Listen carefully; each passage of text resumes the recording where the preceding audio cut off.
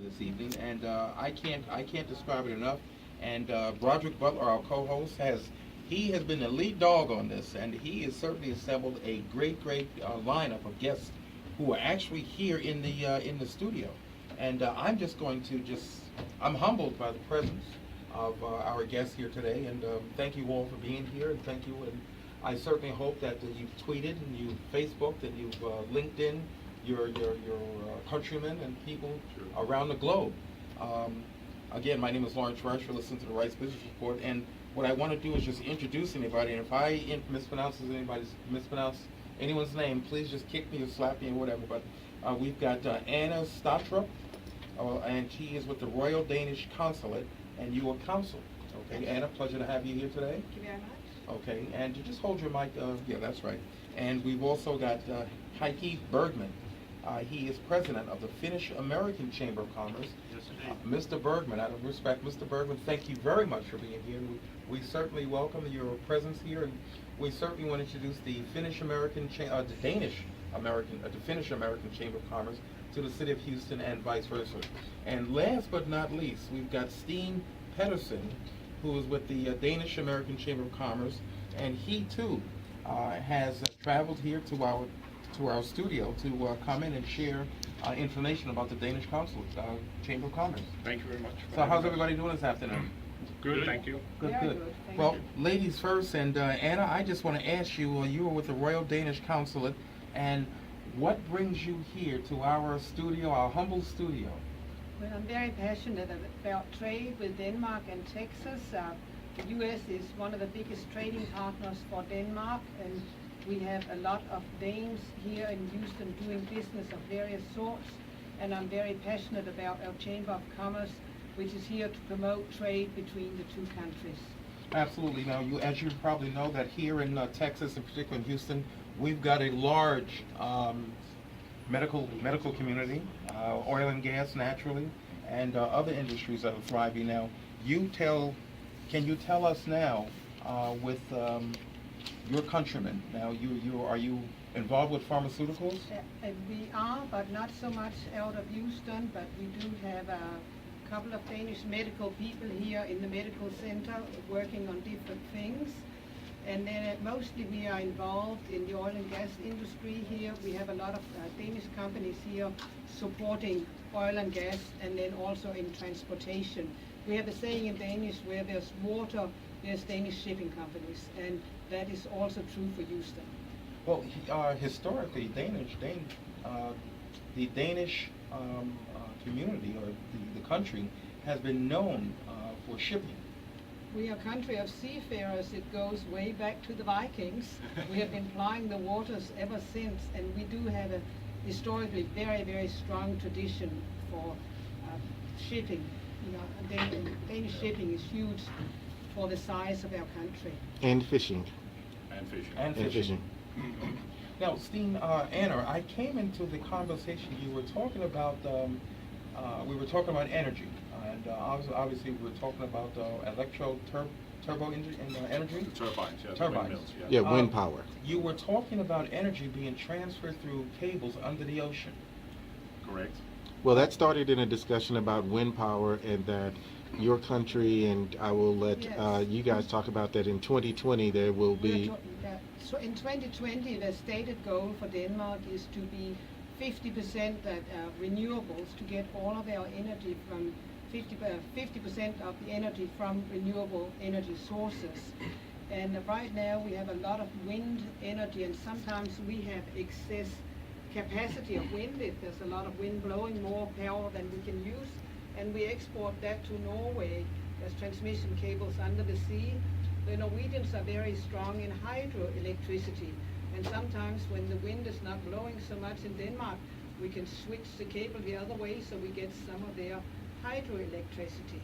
That's what we were talking about. That Right. is amazing technology. But the thing is that wind power is the initial point of discussion that, and I'll ask Mr. Petersen, that we discussed wind power is key, and from things from windmills to actually wind turbines, and that your country produces a significant number of wind turbines that exist here in South Texas, that exist in Texas, the United States, and around the world. Absolutely. The biggest company, or well, there's a couple of companies, but I believe, as far as I recall, the company that started this was Vestas, and have had their ups and downs, but they do a lot of exports, including to the U.S.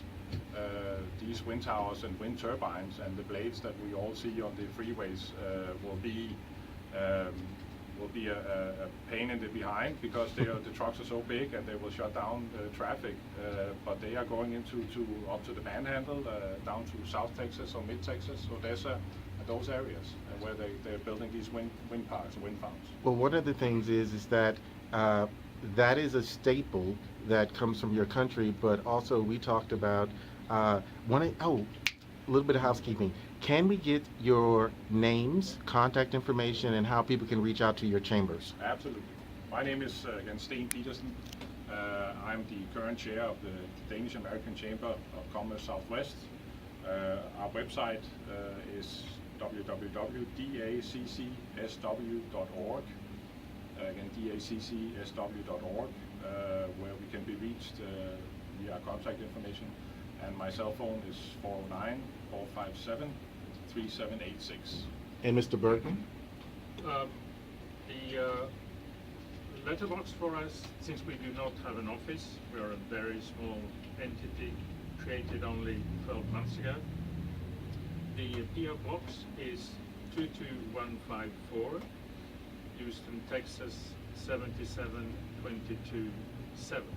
And can you introduce yourself? You are? I'm Heikki Bergman, the president of the Finnish-American Chamber of Commerce, Greater Houston.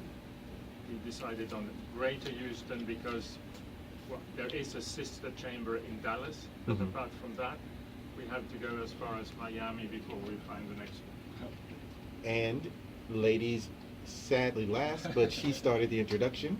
Well, that's all right, because I'm represent here tonight the Danish-American Chamber, since I'm the founding chair and I'm serve on the board. I have the pleasure to serve on the board with Steen. So it is the same contact information, and again, that website is www.daccSW.org. The SW stands for Southwest, since we cover Texas and also several of the other states, because we have to go all the way to Chicago to find another Danish-American chamber. So therefore we take a lot of territory. So, We all travel a lot. so what, and let's start in Denmark, let's start there. What products, services, or members of your chamber will produce, and companies will produce things that we do not normally know, that are outside of shipping and fishing? Well, as we just talked about, the renewable energy is a big sector for us. Then we have the environmental technologies. One of the companies, despite being Swedish, they're actually Alfa Laval, which has a big presence here in Houston. Healthcare and life science. I'm sure there is some companies here in the Houston area, but currently we don't have any, as far as I recall, members in that sector. Food and agriculture is a big thing. Denmark is traditionally being an agriculture nation. And then defense, we don't make any weapons, but we do some high technology or advanced technology for the defense. And I believe we have several contracts with the US. We supply, Denmark has ordered some, under the new Joint Strike Fighter program, we have ordered from Lockheed Martin. It is in Fort Worth, not here in Houston, but we supply, Danish subcontractors supply products on that new F-35 fighter. Okay. So now I know you have a company that actually does logistics at the ship channel, which is also an area of trade, and so you do that primarily for Mr. Petersen for Danish companies. Yeah, actually, the company that I work for is called Eagle & Company, and I do work as a consultant, and this is what we do. We're actually port agents, and so we work with the shipping industry in the Port of Houston, and we actually cover the entire U.S. Gulf area with different offices in different ports. Now, how long have you been associated with the Port of Houston?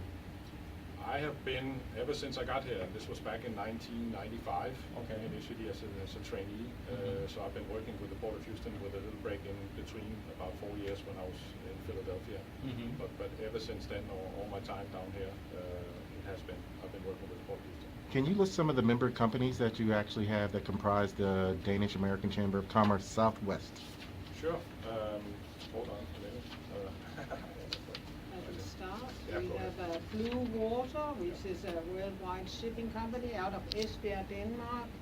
And we have another company, McCartney, which is an oil supply company. They supply stuff for the oil industry, also out of Esbjerg, Denmark. We have Welltech. They supply some tractors for horizontal drilling. They are out of Denmark, out of Copenhagen. And we have all of the Maersk shipping companies. We have Maersk Supply, Maersk Shipping, Maersk Drilling, and a whole host of Maersk Training. So we have a whole host of companies under the Maersk umbrella, which is Denmark's largest group of companies. So when I see those tankers with the name Maersk on it, that's the same company? That's a Danish company, yes, absolutely. And Wow. that's a significant Danish company because we see a lot of those I trucks. see a lot of them. It is actually a very, very huge, soon rumors have it, or right now negotiations to be bigger. That is amazing. You know, it all comes home now. The light just went on when I see the blades for the wind farms traveling up and down 610, and it's, Jesus, I wonder where they're going.